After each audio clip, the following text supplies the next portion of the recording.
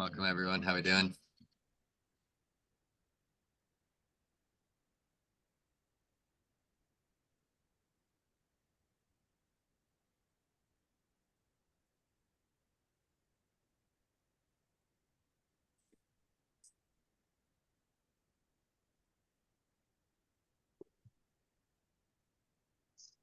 Do you? Oh, I got my music on. My bad. Still.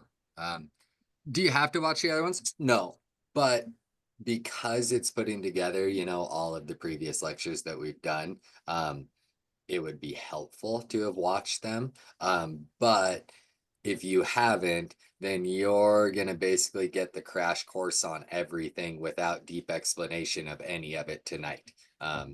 This is when you start building a trade plan, that's when you put everything we've learned all together. And so, do you need it? Or to have needed to watch the other ones? No, but if I go fast through something, that basically means that I've already explained it in a different lecture. So that's why I'm not going into too much detail. However, feel free to ask questions as we're going along, and I'll say all this stuff again when we get more people in here. But building trade plans should be a lecture full of questions, I hope. I always want people asking questions.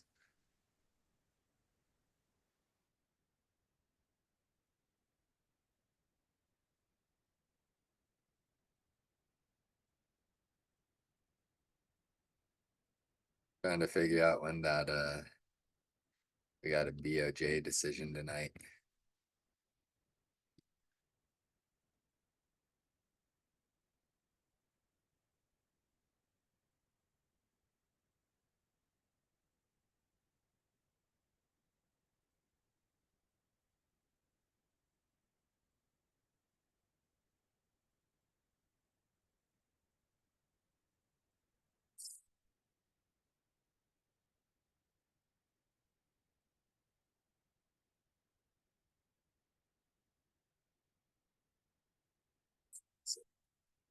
Welcome everyone. How we doing?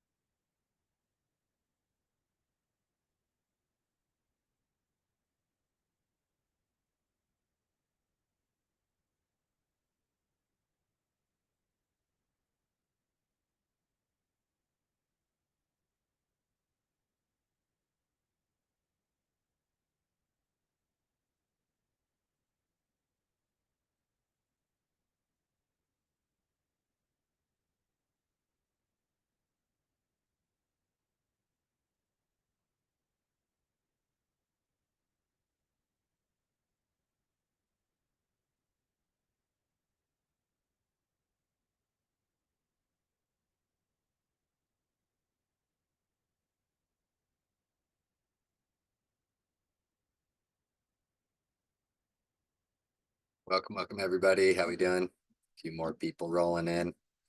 Just hanging. SK, how you doing?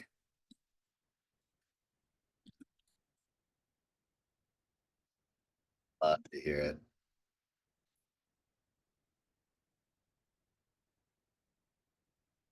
Welcome, Ben, Juan. How we doing? Clandestine.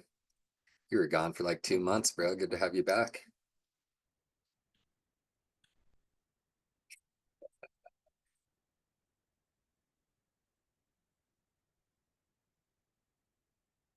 What's happening? How we doing? Man, I was having flashbacks just now. I don't know if any of you were in Mastermind, but I was doing the very first lecture in Mastermind was the night of the Japan carry trade unwind and the unexpected rate hike. And the market was just absolutely cratering as I'm trying to like give a lecture and like build trade plans. And so it's pretty funny that tonight we got that BOJ decision again. We're gonna, we aren't necessarily building trade plans for tomorrow. We're more demonstrating how to do it. But thankfully it's gonna be by the time class is over, so I don't have to deal with mayhem again. One chart, how we doing? Been loving having you in pro. It's been, I love people talking in pro. It's really been real nice in there. Yeah, it was a pretty good day, huh? Wish I would have chased those calls at close though. But that was just today was such a weird day going into the close. There was no like in my opinion, there was no reason to really be like looking long right here. I mean, everything in the market like looked bad. And then all of a sudden, I mean, then because I keep the other charts on my screen, all of a sudden I look and Amazon is just like blasting and Microsoft is just exploding. And then by that point, man, SPY was already flying. I mean, it came out of nowhere, you know. I mean, I keep a pretty good eye on what's going on in the market, and there was plenty of reason to think we were going to dump into close. And then in the matter of 3 minutes, they changed all that up on me. But I did got this one. I caught this. Looked really nice until this happened. You know, I was happy with that trade until that trade came along. Welcome everyone. We'll give it a few more minutes here. I gotta type one more thing. How'd everybody do today? Hope we had a good day. I was supposed to be in premium voice chat this afternoon. I felt bad I missed it, but I think I'm in there tomorrow morning. But we had like 60 of us or something in pro, so I figured I should probably just stick around in there.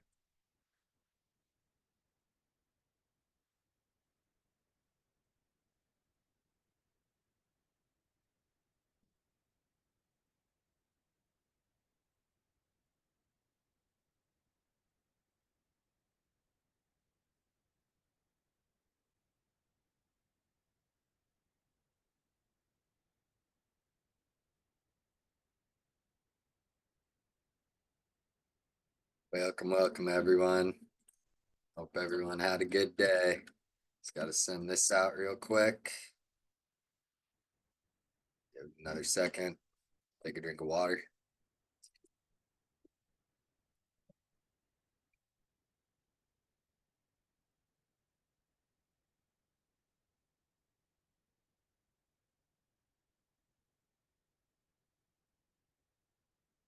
I was there pumping today. Your guess is as good as mine. It was a sick one though. I wish I was in there. I'm sure like everybody else wishes that. I mean, I know a few people were in there, but man, it was quite the pump, huh? It was a sick one. I love watching that kind of thing. You know, I mean, just as like a nerd at the market, it's always fun to see just unexpecteds, you know. I mean, we just had slow, choppy grind up on just appallingly low volume. Like all like, you know, we're at 16 million volume or something going into power hour. And finish the day putting up like, well, there's putting up, I mean, basically 20% of the day's volume, if not more, came in the last 15 minutes of the day. It's always fun to see that.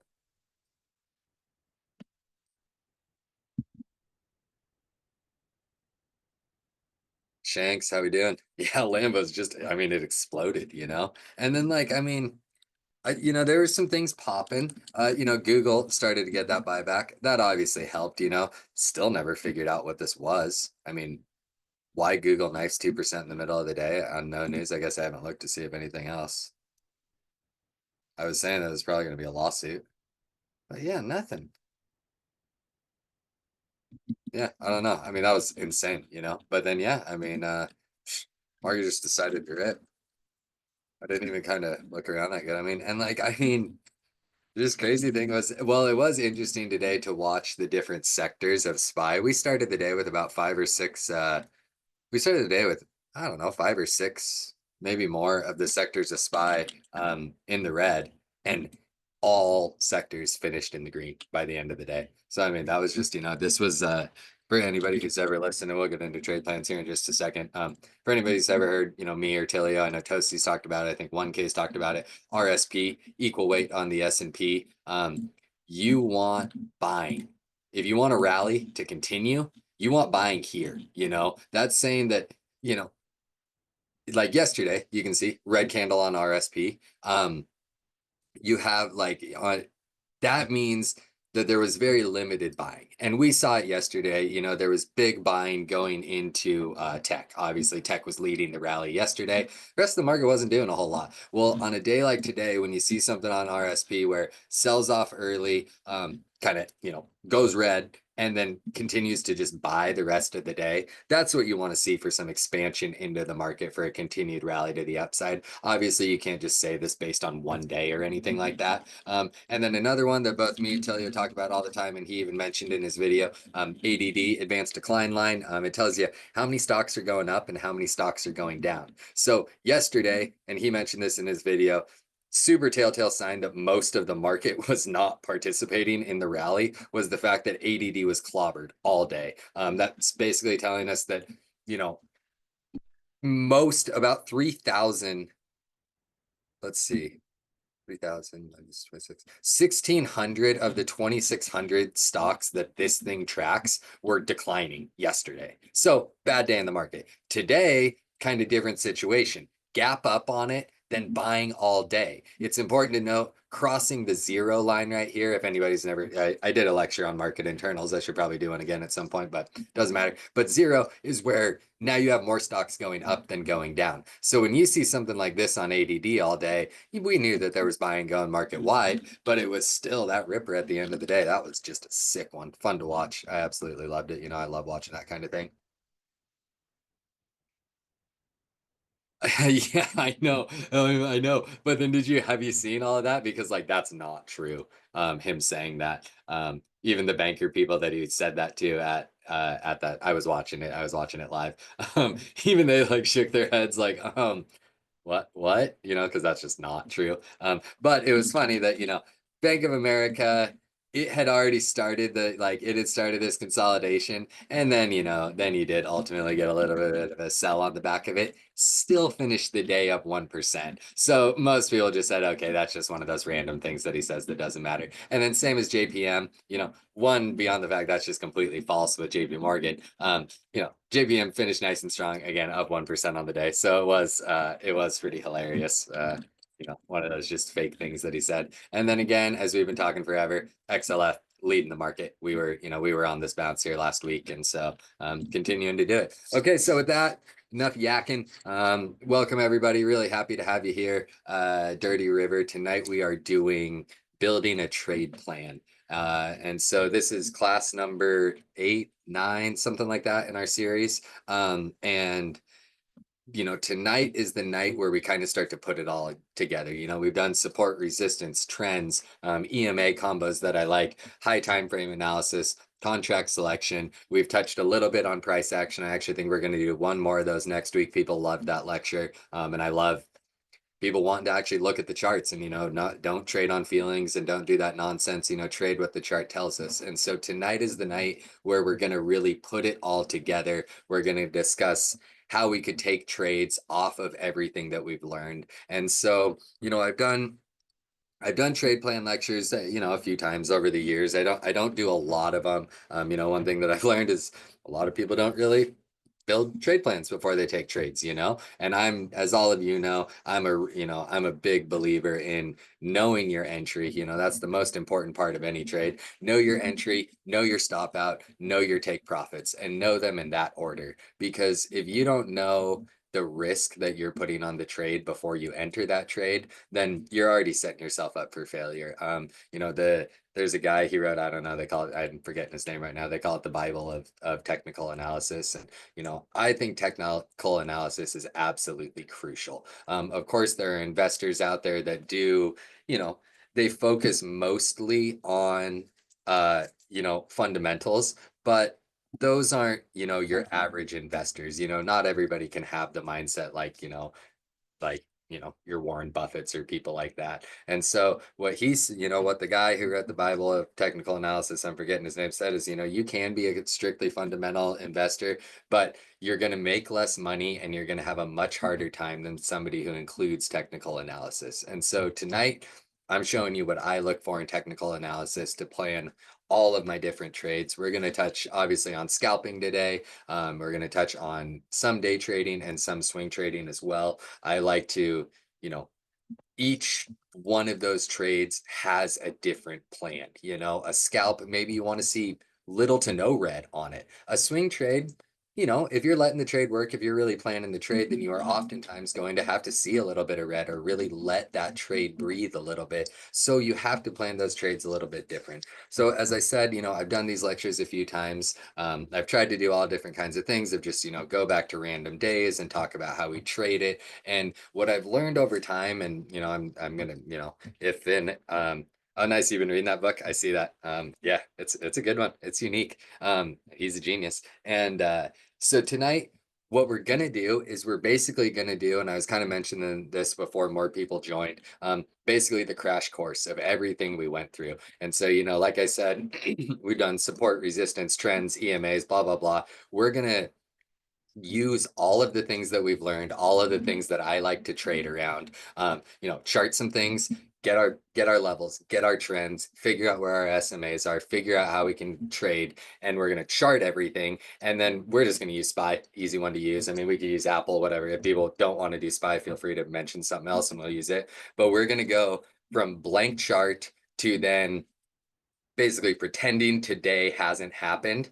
And then I mean I realize I shouldn't have said Apple of all names just because the news is clobbering it right now. And it's a crazy one. But yeah, whatever people want to do, you know, we can use it. We're gonna go through everything and then we're gonna come to the day, you know, today, and we are gonna pretend today hasn't happened, and we're going to discuss with all of our previous technical analysis we've done, only levels from before, only identifying where our SMAs are, building a bias. How could we have traded today, you know, better? What are trades that maybe we would have taken for some of those scalps or day trades? And then once we get through all of that, then we'll cover into our swing trades and where we can kind of have some of our ideas for swing tradings, or swing trades, how we build plans around that. Because, you know, scalps and day trades, at least for me, I plan pretty similar, as most of you know. And you know, a lot of us trade the same. But you know, if you're trading with me or flips or anything, super tight stop losses. You know, you want to have the best entry that you can always. So entry is the most crucial thing. So for those scalps and day trades, we'll really be focusing on doing as much as we can on the charts to make our entries the best, to ultimately reduce risk and maximize reward. As all of you know, I always try to say our job as traders is to make as much as we can with as little as we can and as little risk as we can. So building trade plans is how we do it. So again, unless we got some, you know, complaints or anything, my plan was to just kind of chart SPY, talk how we could have traded SPY today. If you guys want to do an individual name, you know, if you want to do Apple, Microsoft, whatever it is, fine. But unless there's complaints, we'll just stick with SPY. Got about 3 seconds to answer. SPY it is. Okay, so SPY, you know, most of us know it's a lot of us fine. It's most of us trade it every single day. You know, whether that's a good thing or a bad thing is probably a different discussion, you know. But most of us trade SPY every day, and we, you know, we think about it all the time. It's the one that, you know, it always provides trades. You know, there's always a trade to be had on SPY. It dishes out 20% trades for free basically all day long. I know a lot of people like to look for bigger moves, but we're going to discuss how could we have traded SPY really over, you know, the last couple of days. What are some things that we could have watched for, and how do I go into every day building my plan for the day? So obviously, you know, I'm not charting levels. I'm not doing all of that kind of stuff every single day because, as you all know, I chart on the daily. So I don't ever need to, I don't ever need to redraw, well, you know, redraw my levels. I already have my levels on there. So obviously when I'm doing that part, this isn't any, you know, this isn't in my personal morning prep because I already have the levels. But the first thing that we're going to do, we always want to look for anytime we're charting any sort of support and resistance, any sort of major highs that you have. So obviously previous all-time high. And then I also like to take note of any sort of wicks we have, like these ones right here. You know, those are, when you have a little zone like this, that's something that I put a lot of emphasis in. And then I like to keep my levels super simple. I look for any sort of dramatic highs that we have, you know, like this high over here, and any sort of dramatic lows that we have. So obviously on this sell-off, any of these bounces, we fortunately got that level, it basically lined up with that one. Any of these bounces I want to take note of, and then any of these lows that we set, I also want to take note of. Again, we have another strong level down here. You guys all might have heard me 1K Tilio, all talking about when we were at either of these levels. If you're short in 584, you're insane. You know, you don't want to be short here. If you're short in 580, you're insane. That's where you want to buy the dip. That's how that's how we found these levels. You know, we do them off of the daily. Those are the things that matter. You don't ever want to be the one short in the hole or long in the highs. The next things that I care about are obviously any points of consolidation that we have. So I'm basically looking at this one right here. And since we already have the tops marked because those were previous all-time highs, and we already had these lows marked down here, the only really place that I am interested in is any of this sort of middle zone in here. You know, we were bouncing here. When we broke below it, we sold down to the lower, broke above it, went back to the highs, broke below, went to the lower. I want to take note of kind of where that information was happening. So this is all you need on SPY. You know, these are the only levels you need. If you just sit around and you wait for those daily levels to show up, then you're likely going to find yourself having a bit more success. Something that I know a lot of people like to do. I also like to do it as well, though I don't put, you know, quite as much emphasis as some people do into it, is any sort of any sort of fib retracement, fib extension, you know, just to look for some maybe potential moves. And so that's what I'm looking for when I'm using any sort of fib. And so you see, when we pull these fibs up, they already line up with the levels that we have. So I just wanted to point that out. That's the reason I'm not using them. You know, that's it, is because we already have those levels identified. So you can see today where SPY was trading, we didn't have levels kind of in between here. So we have to, you know, you could go through and mark these highs and stuff, but we have our highs, we have our lows, and we kind of have that midpoint, you know, we have that midpoint covered. So what I do personally, this is when I step down to a lower time frame.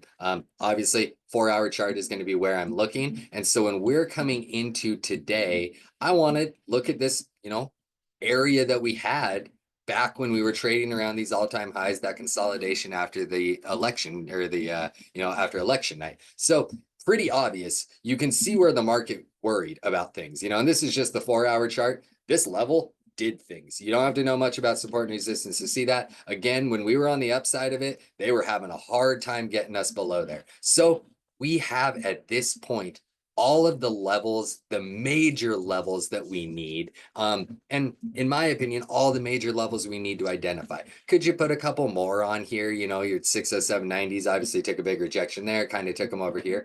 Yes, but you know, I don't like my levels to get too compacted. I'll make use of indicators, which you guys will see as we go into the day-to-day stuff. I'll make use of my indicators intraday to, you know, identify some, you know, either entry targets, stop out targets, or price targets. I like to use the indicators for that sort of thing. So again, we have all the levels we need. Now we go to the daily time frame and we ask ourselves, you know, how can I have a bias for the day going into, you know, and of course, if your bias is wrong, change it. It's that simple. You know, once you're proven wrong, don't, you know, it's fine to wake up bullish or bearish. When the market does the opposite, don't just stick to your guns and think the market is wrong. So we have to look at the market. Strong buying, you know, we've been really, really bouncing, you know, obviously just ripping for basically the last week and a half or whatever. You got to love to see. I know this isn't the major death cross, but a lot of people, when the 20 SMA crosses below the 50 SMA, they call it a death cross. You got to love when the death cross virtually marks the bottom for the market and it rips up. Not the first time, even if you go back here on SPY. I mean, this death crossed after we had already bounced well up, you know, so always be cautious of those. But what I take note of is strong buying all day. And then obviously the one other thing that we need to have our eyes on from this daily time frame was this trend, you know? So we have trend break, we have trend retest, we have nice hold of the SMAs here. We have strong buying to the upside. So, you know, we're pretending today hasn't happened. You know, we have to ignore that nice green candle right there. We're pretending today hasn't happened. How are we building this bias into the day? Well, we see the strong trend, or we see the trend break, we see the SMA breaks, obviously reclaiming some of these major levels, getting back up into here. I see somebody mentioned it in there. It was going to be the very last thing I talk about. Volume. You know, we don't have, you know, grand scheme of things, huge volume, But over these last couple weeks, as you can see, we're seeing more volume on average. Of course, part of that's coming, off of the back of the holiday seasons. So never chart volume like this. I'm just putting that line for reference. You can see for the last months, we had many, many, many days with less than our average volume right now. So we're seeing volume kind of trickle its way back into the market. So we know we got good volume. We know we obviously had low volume until end of day. We know we got plenty of buying volume. We know we've broken our trend. We know obviously market is still in strong uptrend. So we can go into the day looking to be dip buyers. Of course, you don't want to buy highs, generally speaking. Today's one of those funny days where the chasers were rewarded, though that's uncommon. Today was a day it worked. But we know that we can go into the day saying, overall, the market is bullish. If the market started dumping, started giving up levels, fine. We admit we're wrong and we move on. But we go into today saying, but as best everything we can tell, we've taken our RSP into account. We've seen those big tech names pushing, strong day out of tech. We knew market's likely going to go up if we get participation from some of those other sectors as well as tech. And so then we go to our short time frames. Obviously, I'm going to kind of start on yesterday, and then I'm going to pull up my studies. We'll see if you guys have a preference. So I can leave the ribbon on there. I know it's kind of ugly and some people don't like to look at it, but this is hourly 20 in VWAP for anybody who doesn't know. The other option, it's kind of up to you guys, just what do you want to stare at a big bright green thing or not, or red or whatever. The other option looks like this. You guys got any preference? I mean, I'd probably stick to the ribbon because it's easier to see. Okay, no preference, we're going ribbon. So now we come into today. We know that we have strong buying. We know that we've broken through a bunch of levels. We know that tech has been leading the rally. We know that if some of those other things catch up, your industrials, your consumer staples, obviously financials keep going. If those are all kind of waking up, then we know we can go into the day being bullish. Obviously, we had a nice sell-off yesterday into close, brought us, I mean, not all the way down, but by an hour into the close, we were back to our opening price. Nothing to get overly bearish about or anything like that. I mean, we had nice strong buying met with some strong selling. So again, market keeps selling all through the pre-market, and then ultimately comes back up. And 605.81 is what we opened at today. We opened at 605.80 yesterday. So really, basically nothing happened between yesterday and today. We started yesterday at basically the same place we started today. So we have to say to ourselves, market's been strong. We're holding levels, sold down to some of these levels in the pre-market. Let's trade. Like we're bullish on the day. We go into the day wanting to be dip buyers. So we also know we don't have a lot of levels, and we know that the major levels that we're going to be looking for upside is going to be this 607.14. That's a pretty reasonable target. We're opening at 606. They're just shy of 606, reasonable enough target. We stay in dip buy mode because it's bullish. Now, when we're coming in to the open, we have to start to say, okay, what are the trades that I want to take? So this is just an hourly 20, which is why this thing is stair-steppy. It only updates once an hour. And then the top side or bottom side, whichever, is just VWAP. It's just a study my buddy made for me. I think it's pinned in my tab. If it's not, feel free to shoot me a message and I can send it to you if you want it. I just like it and have more faith in it than I have in your normal EMAs. So I traded them every day, the hourly 20 VWAP. A lot of people use those now. I trade them every day. And so I wanted something that for the people who understand my charts know what I'm looking at here. So again, hourly 20 and VWAP, I like to use it for my bias. So we're about to talk about that.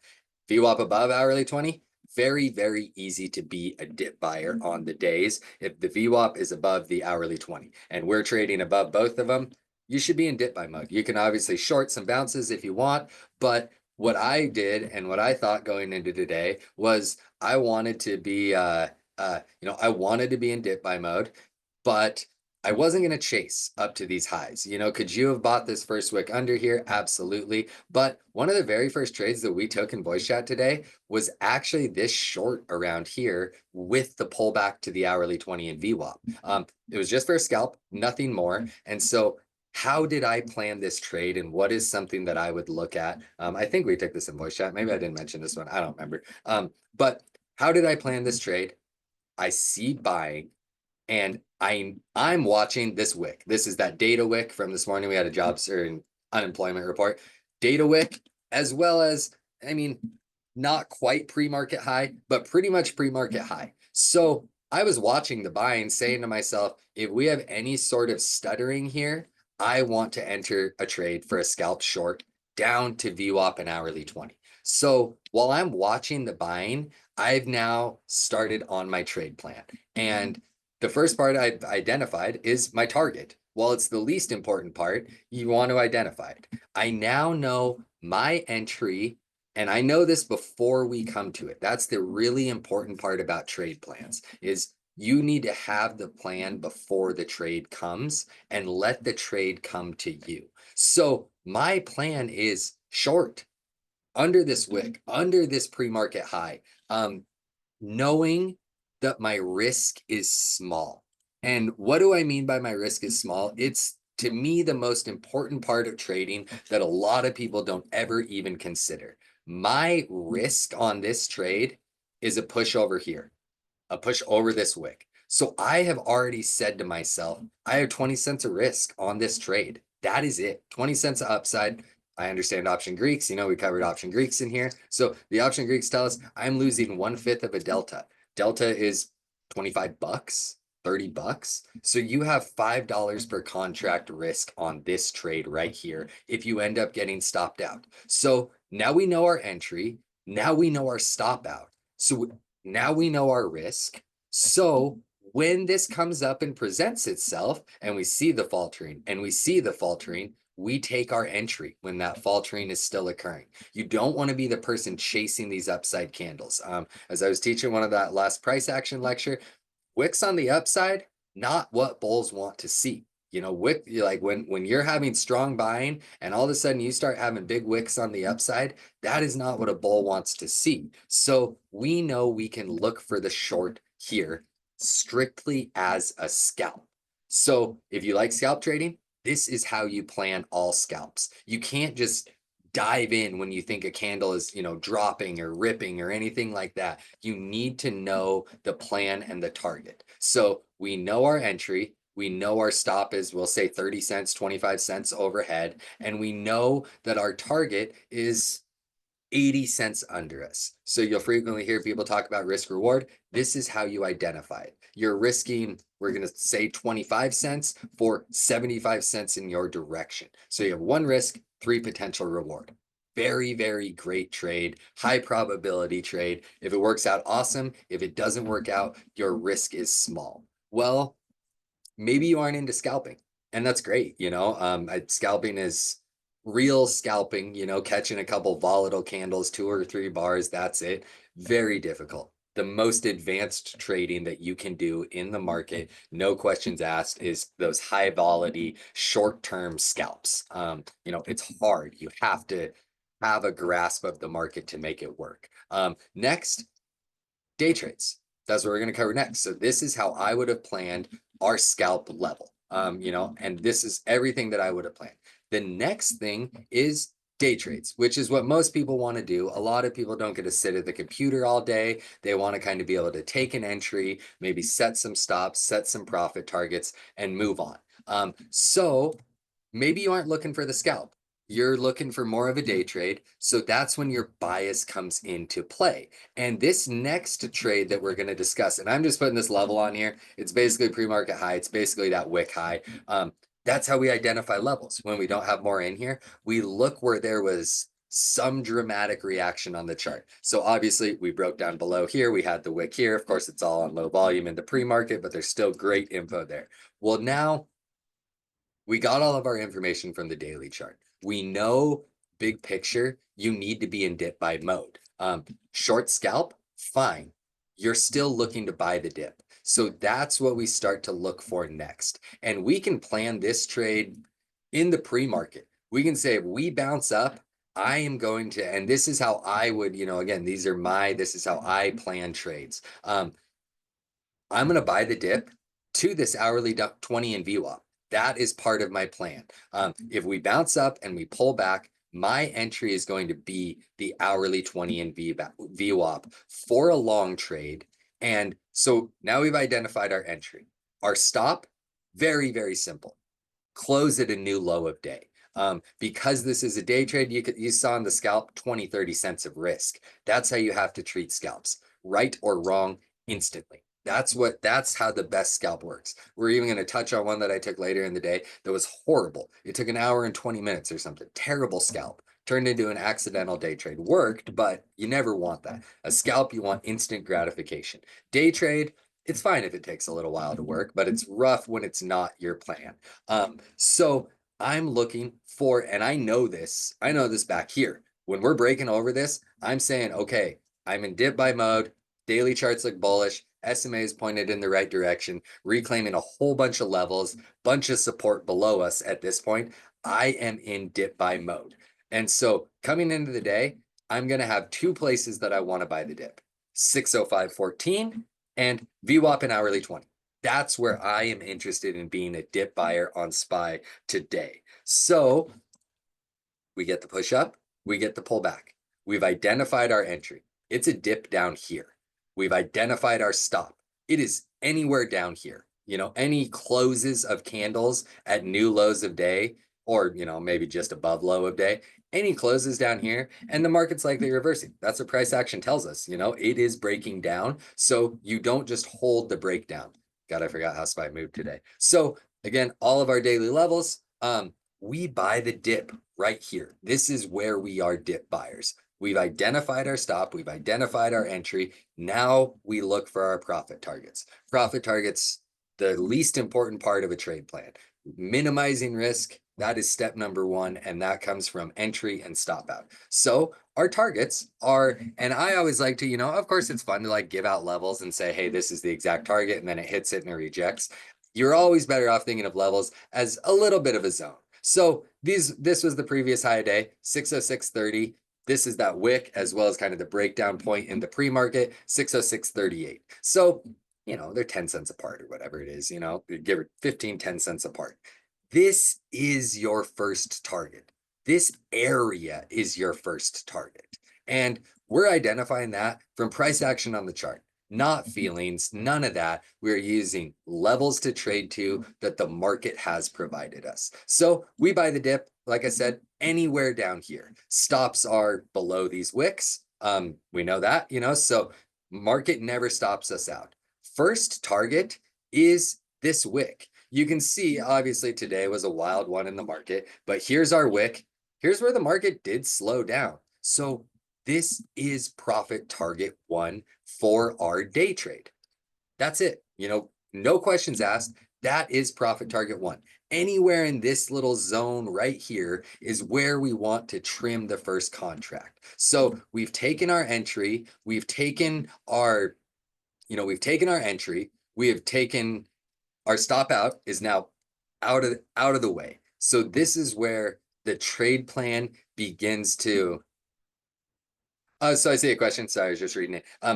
I always mark the top of the wick, and real quick description why. I want to know where the other side started winning. This was an extremely bullish candle that ended up an extremely bearish candle. And for whatever reason, this is where it stopped. So I want to be aware of that. So that's why I personally always mark wicks. I'm not going to say you're wrong if you mark bodies, but wicks often provide the volatility. So again, so we're back to our day trade. We took our nice entry. We never got stopped out because we never set and closed at new lows. So we've hit our first profit target. And this is where trade management comes into play. Now we move our stop up. How I describe stop losses, and this is such a big point of, trading. Stop losses work in one direction is how I describe it. They only move into profits. Never widen your stop, only move it into profits. So my rule of thumb is if I trim, I move my stop.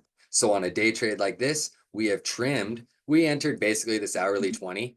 Your stop moves up. I don't care where it moves to, but it moves to above break even. Now we use the price action to tell us to stay in this trade. Where do we trim again? So obviously, our next target is up here at 607. I think you should absolutely be trimming well before you get there if you're in more than one contract, but use the candles to tell you what to do. So we get a breakout candle, as these are what we covered in price action, lecture last week. You get a breakout candle, you move your stop to the low of it. You get some more consolidation candles, then you don't move your stop necessarily on these. You can keep trailing it up to the bottom of these candles, but I like to use the breakout candles. Then finally, if you held this whole way, you obviously should have trimmed this blue line opening range. So obviously I care about it. You should likely be trimming as the opening range is set. But your target right here, we have now entered our trade, identified our stop loss, identified our profit targets, and this is one where the trade just so happened to work perfectly. Now, what do? I bump my stop to the opening range in this breakout candle. I get stopped out on the next candle. That is how I treat any and all day trades. If you let day trades go, like if you are up 20 or 30% on a contract and you let it go red, I'm telling you right now, you're doing it wrong. Like, no questions asked, you are doing it wrong if you aren't trimming some of those gains. You're being greedy, you aren't trading the chart, you aren't thinking about, what that return on your money means. And you aren't thinking like a trader. You take your money when it is presented to you, and you don't let money you've made go away from you. So again, my plan is I get stopped out here. That's it. No questions asked. That's where I get stopped out. So now I don't trade. That's it. Everybody thinks there's always, more candles on the day or whatever it is. I just don't trade until the market provides me another trade. And so what do I mean by that? I sit around basically and I wait until the market shows me that I should likely be looking for a trade. And so on today, again, we got the nice push up, and the very next trade that I took was, like I told you guys, it was the really bad scalp. It was the scalp that just wouldn't end. I couldn't get the move fast enough. And then I did something. I even broke a rule of mine. I didn't fully break it, but we were still having tech breakdowns. We were having Google crushed, getting crushed by the market. So I started looking for a short around here. I was viewing 608. We were just barely below that all-time high, so, and well, all-time high zone we got up here. So I was kind of viewing this as, this is a place where I might want to be short, even though the market's breaking out or whatever. One of the things that I, always like to take note of is, what are the candles telling me? And so I took too early of an entry. I took basically this first break of 608. And then you guys know, as far as contract selection, trade at the money. If you can afford it, trade at the money. You will always make more money. I didn't want to put the amount of risk that an at the money contract was. So I went for a 607. Big mistake. But I took the entry here. My stop, I watched these candles form. And I was waiting for the pullback because I started to see some weakness in some of the tech names. Apple started selling again, Microsoft started selling again, XLF finally given a pullback, XLE finally given a pullback. And so I started looking for this trade. And I took too early of an entry. I'm not going to deny it, but I took the short here on this candle, just above 608. I obviously should have got 608 puts. As I said, I went for 607 puts. Got to be honest in here. And then I saw this, we finally got the sell. So I knew my plan was, I'm not really buying a push to all-time highs just yet. We have very, very little, when we started looking at the rest of the market, and, mainly we have this going on, like unexplained. Well, that was around the time all of a sudden QQQ was faltering a bit more. And so that's why I started to say, if and when we break this, I'm kind of looking for that to be a false breakout personally. So we shorted it up here. And we did this in voice chat. We shorted up here. Saw very little red this whole time because the market wasn't doing much, but I knew I'm shorting the breakout. I'm seeing weakness in tech. We are too extended away from these EMAs. You guys can see this is just the 20 and the 50 EMAs. Obviously, VWAP way down here. We're too extended from these EMAs. Market is starting to falter. We short it right here. And the second this candle forms, we knew our stops. My stop was really a push to this. I don't know.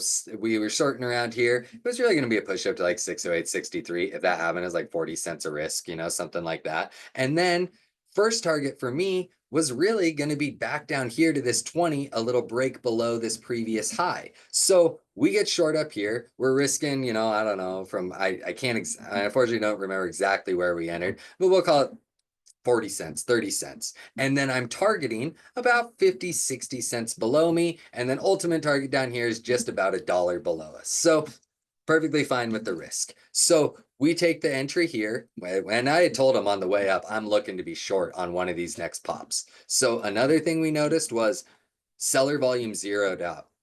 There was no sellers. So these are often exhaustion. So we know our stop, we know our profit targets, and we know our entry. Well, now that we're in this trade, and this is a scalp, again, supposed to be a scalp, it did not work out that way. Now that we're in this trade, we've entered here, we've now rejected, new high is now our stop. So once we've seen this rejection here, now the stop is much closer. So again, I don't know if we luck out or what. I mean, I was in the 607. Some other people were in the 608s just printing while I was just waiting to get back. Took like an hour. Finally got to get down to our targets and we got out of the trade. That was it, So then again, a couple of people bought the dip. I wanted to buy the dip, missed it. We had I think these puts did, I don't know, 40 or 50%. I think I did 50%, nothing huge, and nice trade for us. Now I don't take a trade. I let the market tell me what to do. And so that's all I did. I sat and I waited. And what I said on the way up is we're kind of consolidating on the way up. I was like, I'm not buying a breakout. And again, we had no volume in the market. And I obviously look, I was spectacularly wrong, but I was like, I'm not looking for a breakout, none of that. The next trade I took, I said, if we double top, I'm taking this trade for all of the same reasons. We're seeing weakness in tech. We're seeing some selling in XLF. We're seeing some selling in XLE. Seller volume is working on catching up to buyer volume. So I'm watching all of these things. And then ultimately, we shorted this double top right here. And it was the exact same thing. Short the double top, stop out as any break above. We know that, nice tight stop, no problem there. Stop out as any breakout above, targeting EMA, targeting this EMA. Obviously, we didn't get there. And so we caught the short down, nice little short down. And then ultimately, out of nowhere, things started ripping. By the time this candle happened, I was like, oh, wow, the market is flying. And I wasn't going to chase up here. And so that was how I planned all of my scalps and, what was originally supposed to be a day trade for the day. And that's how I do it for everything. I use my levels. I use my EMAs as targets, sometimes entries. I identify the risk and then, trade those at the money contracts, look at your delta. And before you enter any trade, I waited for this double top for, you can see, about an hour. And then the double top showed up.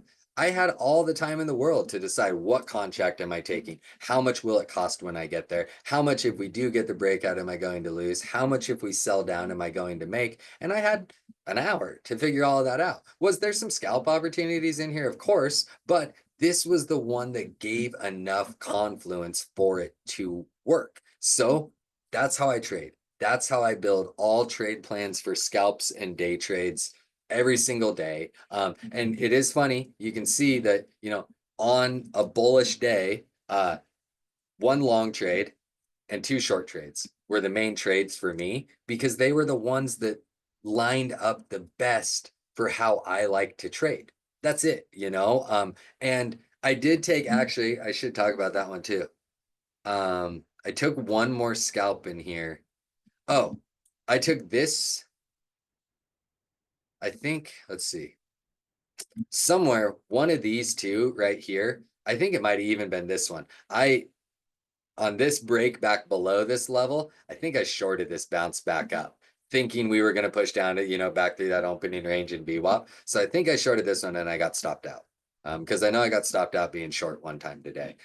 But I just trade what the market gives me, and I don't just see a green candle and buy it, and I don't just see a red candle and short it. I need confluence across the market for me to want to take those trades. And so again, we came into dip buy mode, came in the day dip buy mode, worked out nice for us. When we push up close to all-time highs, I just can't be long up there. It's just for me, some days you get this and it works really, really well. Other days you get absolutely obliterated and they sell it off of there. So that's for me. I'm dip buy mode until we're up close to resistance. Then I'm in short the pop mode. So I keep it, I just keep it that cut and dry if I can. So any questions there? Does everybody see what I'm doing here? It's simple. I always tell people trading is easy. We make it hard on ourselves. You guys can see here, keep it nice and simple. Get some levels on there, trade those plans before you get in there, and run with them. I mean, even on, it works the exact same way. Let's see, I wonder if we got a good day. It works obviously we've been pretty dang bullish lately.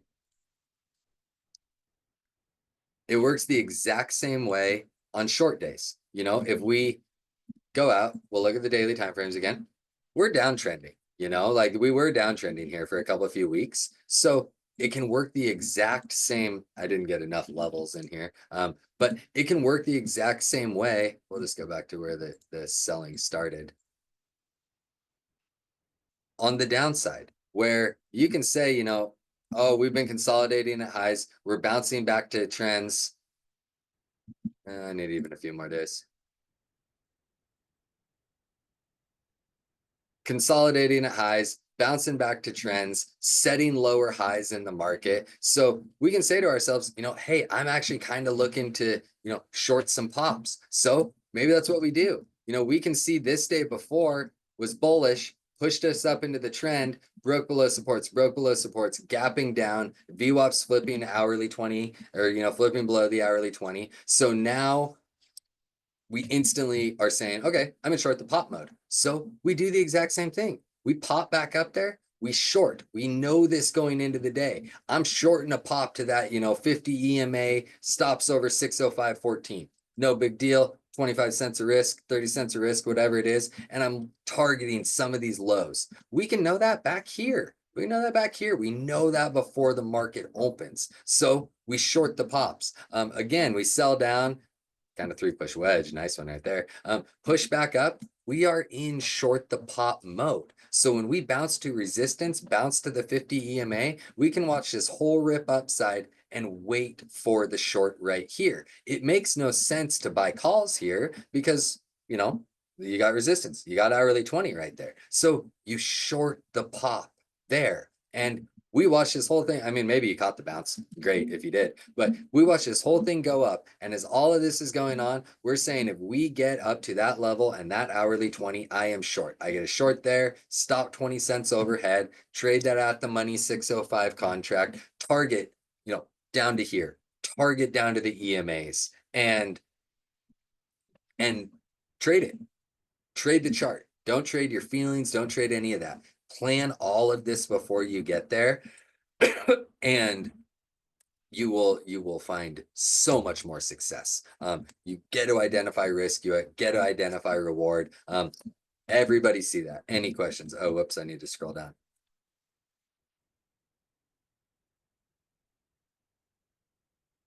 So the confluence on, I'm assuming this trade back here is the one that you were talking about. I'm sorry, this was 10, 15 minutes ago. So I'm assuming this is one you were talking about here. My opinion on this is that we were, bullish in the market. Tech names were buying. We were seeing big buying in XLF and XLE in the pre-market, all of that. A lot of reasons to be bullish going into the day. Then my final confluence is that VWAP crossing that hourly 20 early in the day, us reclaiming it. We're above all EMAs. We're above support. We're above VWAP. We're above hourly 20. Market is overall bullish. We have 5 reasons to be looking to buy the dip. The only reason to be bearish, and it's never a reason to be gapping in one direction, is never, in my opinion, a reason to be bearish or bullish. Like, yes, we gapped down, but we gapped down to support. So if anything, that should make you bullish. They sold you to a strong level, so you trade off of that level. So that's what I always try to do in any trade, anything. Look at the bullish side, look at the bearish side. This one, if we're dip buyers here, we want to look at the market and say, what do the bulls have to gain and what do the bears have to gain? And what we can see from here is bulls are in control. They're holding all these EMAs. They've crossed a VWAP, which means algos are winning on the long side. So you want to be on the side of the algos, you know? So algos are winning on the long side. Anybody who's long over the last 20 hours is green. So is green overall, you know, the last 2 trading days. And for the bearish side, we gap down. Like again, I just can't find a reason to be bearish. There will be times where, you know, maybe you got a few bearish things and you got a few bullish things, and neither side is winning out. That's when you don't take a trade. You only take the trade when you're like, okay, I can find 20 reasons to buy calls here and 2 reasons to buy puts here. I'm buying calls, you know? So it's all about just analyzing as much as you can before you take the trade. JJ, talking about the stop loss based on delta. So, yes. So if you pull up the option chain, you will always see delta. And what delta tells you is the amount of money you will make or lose based on a $1 move on the stock. Just to emphasize for anybody who doesn't know, options contracts do not move stock price. Stock price moves option contract price. So what delta identifies for us is how much you will make or lose on $1 of movement on the stock. So again, if we're looking at this trade, and you know, I should point out, this is hindsight trading. So you get to pretend like you're the greatest person ever, but it's, you know, it's just the example. Sometimes it won't be this easy. So say you've sold below it, wicked it, sold below it, wicked it. So around here is your entry. Well, we can look over here, you know, and we'll say around this hourly 20 VWAP, somewhere in here, 608.80. I'm going to do 80 strictly because it's easier math for me. Our stop, we'll say, is below this wick. So it's 20 cents below us. So we know 20 cents is 1/5 of a dollar. And so we know that we have 1/5 of a delta at risk. Generally speaking, a delta on the at the money contract, 35, 40 bucks. Well, you know, let's call it 50 bucks again for ease of math. You are risking 1/5 of that. So you're risking $10. And you can do that on any option, anytime. They will always show it to you, and you know, that's how you identify risk. I have to point out, option contracts are volatile. There's multiple Greeks all working in sync at the same time. So we can say, hey, stops under here. Like when I'm running voice chats and we take a trade, I always say we're going to stop on a close under this level. We will be risking, you know, 8 or 10 bucks is how I'm going to put it, because maybe we get stopped out for 10, maybe we get stopped out for 8. You can't really be to the dollar on short expiration things because we have other things working against you. But that's how I always identify risk. So then on the upside, say we enter here, and then just for ease, let's say we're looking for, I mean, let's just say we're looking for a dollar up. We're looking for 605.80 to 606.80. That's, we get the full delta. So we get 50 bucks, whereas we risk $10 to make $50. That's how you analyze, how I analyze risk reward. So everybody get it? Any questions? I know we didn't get into swings just yet. We can talk swings for the last couple minutes if that's what people want. But otherwise, let's have some questions. You know, I always try to encourage as many questions as you can think of. You know, building a trade plan is something that I think everybody typically needs to work on. And this is how I do it. You know, I want to know, what am I entering? Where am I entering? Why am I entering it there? How much am I happy to pay? All of that. You know, just keep it very, very cut and dry, and you will save yourself so much pain by just really analyzing these charts. The other thing that I should say it really helps you with, you know, is on the flip side of this, you know, so we're looking to buy the dip. Maybe our bias was right. Maybe you know, maybe our bias was right. Maybe it, you know, maybe it works out, maybe it doesn't. Well, there was people, I saw them in trade floor, they were super bearish on the day. So I will always base my stops on either a support resistance, EMA, whatever's close, or previous lows. because we know that if you start giving up previous lows, that's kind of the sign of, or if you're short and breaking previous highs, that's a pretty good sign that you want to get out of the trade because the market could be reversing against you. So I always use those previous lows. And so I know there was a bunch of bearish people this morning because we gapped down. I saw it in trade floor. People are talking about, bloody day, blah, blah, blah. You use risk reward to tell you what you want to do. And you can't just do risk reward analysis and trade based off of it, but we can look at this and say, okay, I'm risking 20 cents a downside.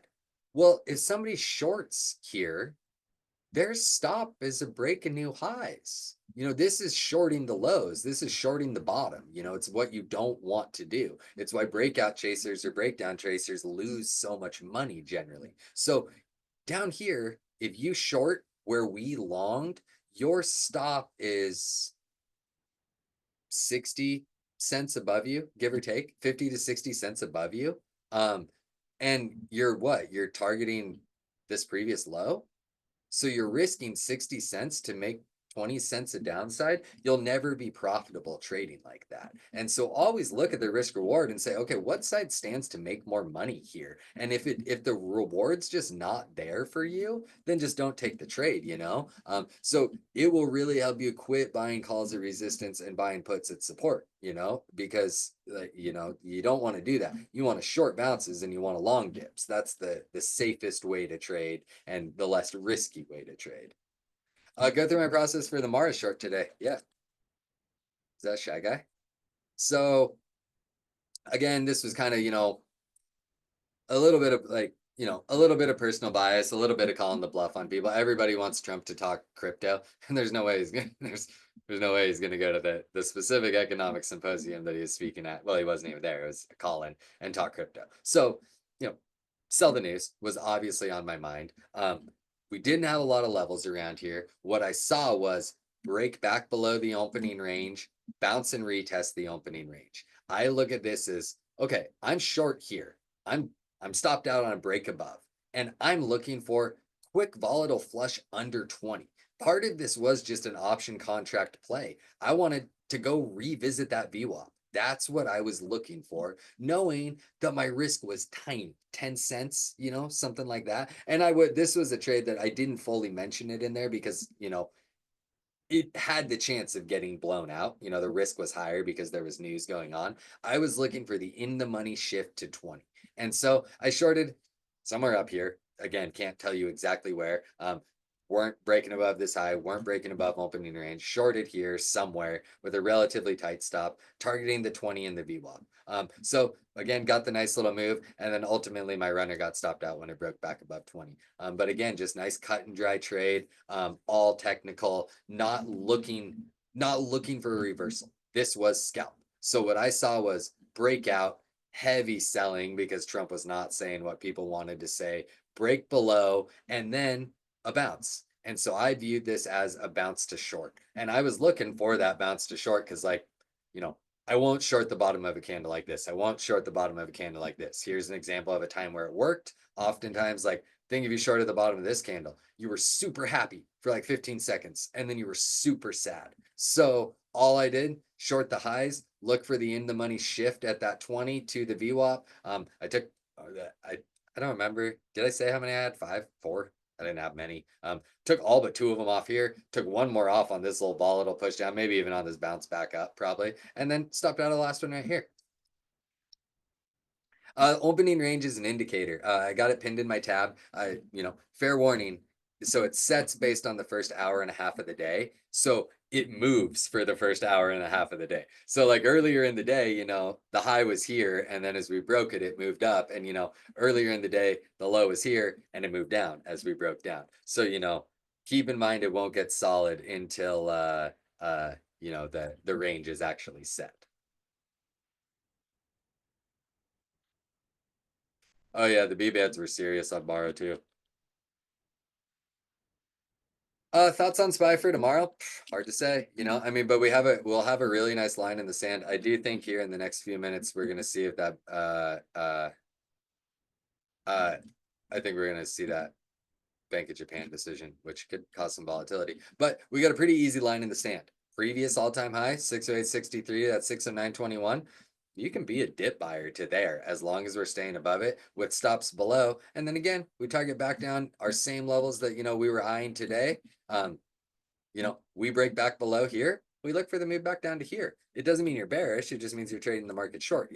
But all of these levels would be levels I'd trade tomorrow. I mean, my real chart, here's my real chart. This is likely, yeah, yep, that's the one default. Yep. This is my chart from today. This was what I was trading. I got a couple more levels in there. Looks like I got a fib on there. But these are the levels that I'll be trading tomorrow. We got that new all-time high. We stay above these. I look to trade it long. We break below there. I'll trade a little bit. Because it's JJ asking about the opening range because it tells you a better statistic. A lot of people don't know why they use the opening range, but the guy who did all of that math, Al Brooks, and figured it out. So it's all based on percentage chance that the high or low of day has been set. And by the time you're an hour and a half into the day, there's like it. So it depends kind of when you're how exactly you do the math. 80 to 90% chance that high or low of day has been set in the first hour and a half of the day. So it's pretty important place to know, like we likely aren't breaking above or below those places. You of course don't know if it's high of day or low of day. Then if you break out up or down, you now have an 80% chance of range day or trend day.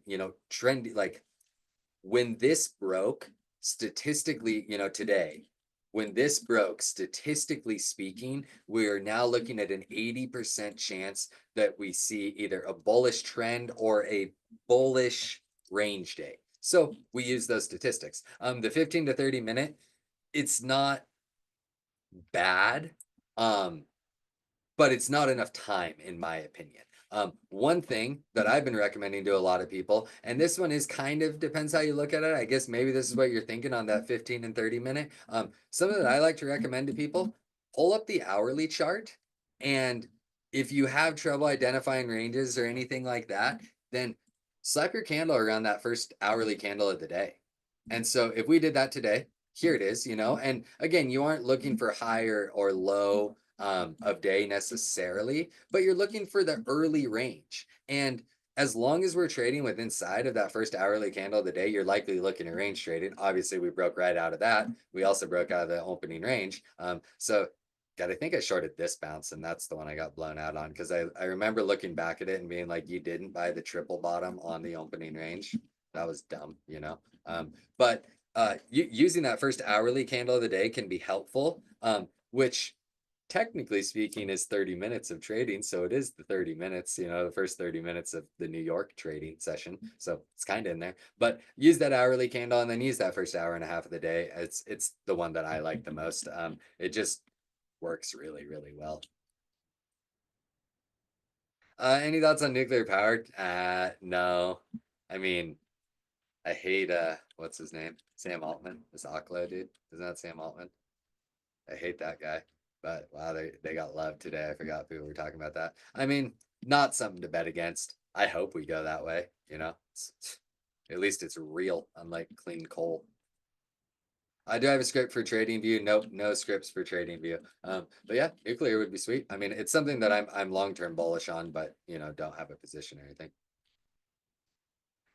Did the person asking me about swing market calls? No clue. We'll see what happens.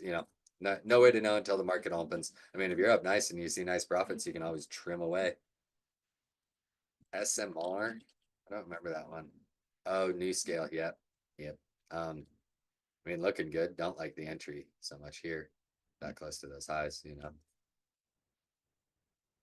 I don't think it's too early on nuclear. If you're asking about like quantum computers, I tell you you're a decade too early, but like I have been for months. But don't love the entry here. You want to be getting in on those dips on these, names that kind of need the news and the speculation to run. But definitely a thing to, more longer term be bullish on. Any tips for swinging? Yeah, but we're probably going to do so my next lecture is going to be uh my next lecture is going to be price action, but maybe we'll just slip in the building price plan. or trade plans for swinging in the beginning of that.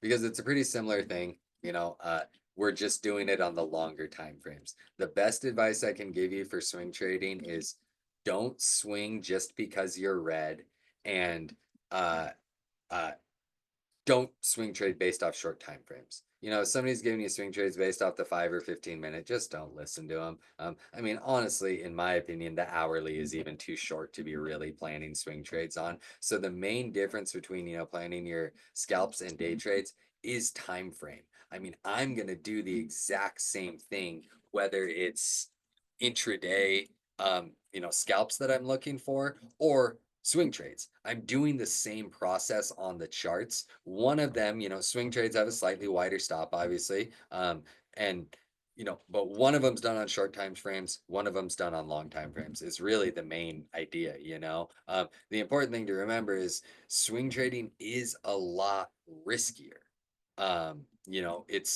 Like you don't have control overnight. So a scalp and a day trade is inherently substantially safer than swing trading because you can take the loss, you can exit, you can take your profit when you're right.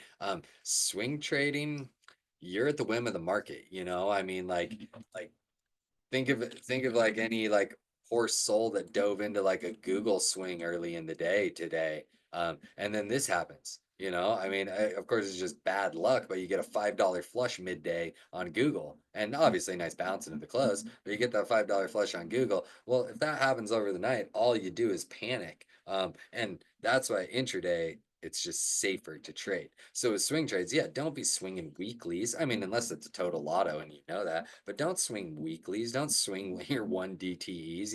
If you're really trying to swing trade, then you have no business trading weeklies. You have no business in short time frames. You have no business entering anywhere besides daily levels. That is another one of the differences. So I see a few people trickling out of here. If you got to get out of here, thank you so much for being here. As always, I appreciate all of you. Thanks for coming. We got great, I always got great attendance. So I appreciate it from everybody. But so on a scalp, we can take some trades away from levels. We can use our EMAs a bit more helpful. If you're swing trading, you trade around daily levels. You don't take these middle area entries on longs or shorts. You want to minimize risk as best you can while swing trading. So, you know, you take on additional risk. So buy the time, spend the extra money so that when the thing that you think isn't going to happen ends up happening, you're at least protected a little bit by some time. Swing trading Apple, yeah, we can. I mean, we'll touch on it real quick, only because I know a lot of people were trying to swing it. So I'm gonna give you Apple's a good one to discuss swing trading right now because I get to prove, a point that I made. You don't plan your swing trades on 5 minute charts like this. Maybe you look at the 5 minute chart for your entry to try to, get the best entry you can around a level. Entry is everything. If anybody tells you entries don't matter, they probably see a lot of red in their trading, because entry is everything in trading. So maybe you take your entries on some of these shorter time frames, but you plan it on the longer time frames. And I'm saying like 4 hours in dailies is where you want to be building your plan.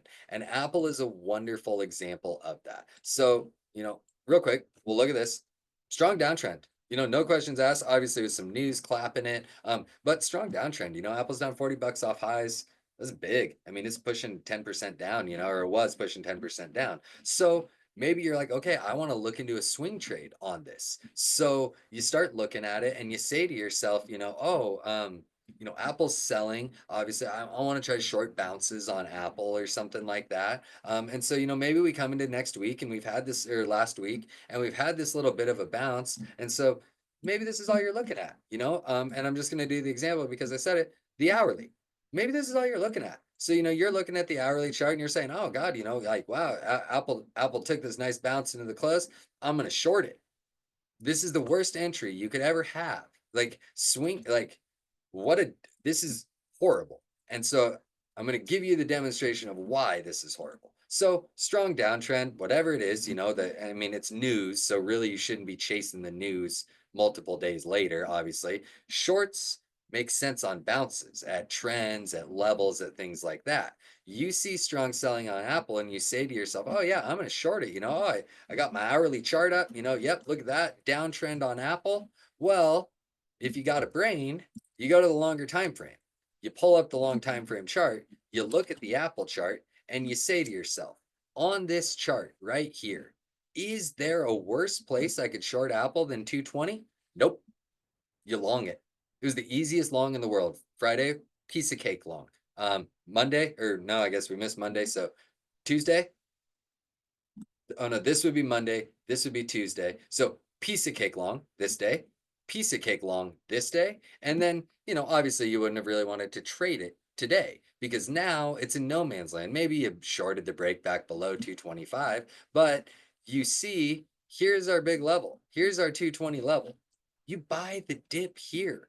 You don't short into this. You're shorting support. So you buy at support. Buy at support. Don't short going into support. I know Apple was a tricky one. I know people were short swinging this, and I hope I doubt you were even able to sell. Let's be real here. I don't think that you had enough time.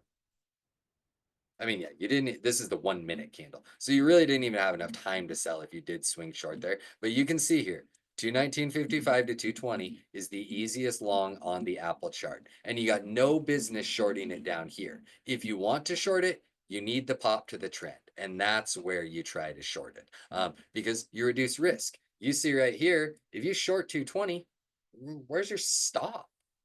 I mean, 224, you're going to risk $4 at one of the strongest supports on the Apple chart. Oh, nice. I'm really happy to hear you say that. I'm happy I saved somebody because I just wouldn't short it here. I'm not saying well, and I am. I'm bullish on Apple. You have to stay bullish on Apple, but I'm not saying I'm overly bullish on Apple right now. But I can just look at this chart and I know one place I wouldn't short it, and it's anywhere close to 220. Ooh, that's a tricky one, SK. Yes, no, it's hard. I'd lie. At 213, I'd say yes. At 213, I'd start to nibble. But you can still see 200, You can still see 200. But yeah, but just not where when I see this kind of thing, I mean, like, I just don't swing short here. That's short at support. Obviously, today, if you caught this pop, break back under 225, you're short and you're making money. And even with this bounce into close, you're still making money. Fine. Take the swing on it and swing your profit. However, don't don't do this, don't do this. Like don't take this short entry here. Maybe we push down to 220, but maybe we push to 220, but your stop would realistically need to be up here about 225 because that's where, your breakdown would be confirmed, or your breakdown would be, you know, not confirmed. It would be a breakout. So your stop would need to be up there. So you're going to risk, I mean, what, I don't know, $3 up and to make $3 down. There's way better trades out there than that. Oh yeah. I mean, look at Apple loves to consolidate. Look at this thing, you know, but look at this level. Look at what 220 does for this thing. I mean, even when we broke below it, nice selling.